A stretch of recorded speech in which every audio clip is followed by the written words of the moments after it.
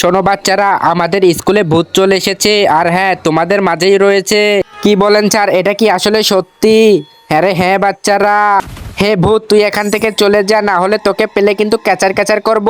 আরে স্যার, আমরা ভূতকে চিনবো কিভাবে? ওই ভূত চিনার জন্যই তো আমি নিয়ে এসেছি এই জাদুই আটা। এই আটা যদি তোমাদের মুখের মধ্যে মারি তাহলে ওই ভূত একবারে চিনে যাবে। হ্যাঁ আচ্ছা ঠিক আছে, আমরা প্রস্তুত। আরে তুই এদিকে আয়। তুই ভূত না, তুই এখান থেকে চলে যা। আচ্ছা এই কালুয়া, তুই আয়। ভূত তো তুইও না। আচ্ছা চার। ভূত তো তুইও না, যা এখান থেকে চলে যা।